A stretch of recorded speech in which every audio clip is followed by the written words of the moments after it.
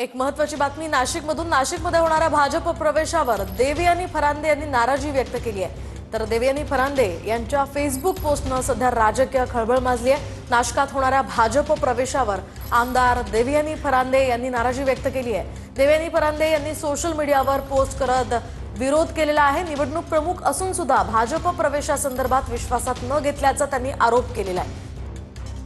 आपण पाहतोय प्रभाग क्रमांक 13 मध्ये होणाऱ्या आजच्या प्रवेशाला माझा स्पष्ट विरोध आहे असं त्यांनी या पोस्टमध्ये म्हटलेलं आहे। तसंच प्रस्थापितांच्या विरोधात ठामपणे लढा देणाऱ्या हिंदुत्ववादी पक्षाच्या कार्यकर्त्यांच्या मी खंबीरपणे पाठीशी उभी आहे। या विषयासंदर्भात निवडणूक प्रमुख म्हणून मला कोणतीही विचारणा करण्यात आली नसल्याचंही त्यांनी या पोस्टमध्ये म्हटलंय।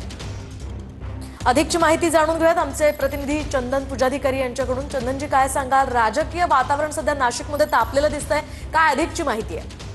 निश्चितपणे नाशिकमध्ये राजकीय वातावरण तापलेलं आहे। देवयानी फरांदे यांच्याकडे खरं तर नाशिक महानगरपालिकेच्या एकूणच निवडणुकीची जबाबदारी जी आहे ती देण्यात आली होती। मात्र देवयानी फरांदे यांनी आज होणाऱ्या सगळ्या प्रवेशांना विरोध केलेला आहे।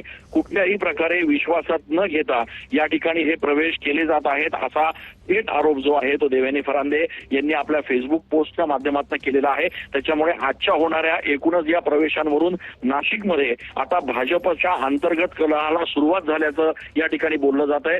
खरं तर विनायक पांडे, शाहू खैरे आणि त्याचप्रमाणे यतीन वाघ यांचा आज नाशिकमध्ये भाजपत प्रवेश होतोय। गेल्या अनेक दिवसांपासून खरं तर या प्रभागामध्ये भाजपनं आपली तयारी पूर्ण केली होती। देवयानी फरांदे यांनी या ठिकाणी एक पॅनल देखील तयार केलं होतं आणि या संभाव्य पॅनलच्या माध्यमातून आगामी निवडणुकीला सामोरं जाणार होते। मात्र अशातच या संपूर्ण लोकांच्या प्रवेशामुळे आता अंतर्गत वाद भाजपमध्ये जो आहे तो या ठिकाणी उफाळून आलेला आहे।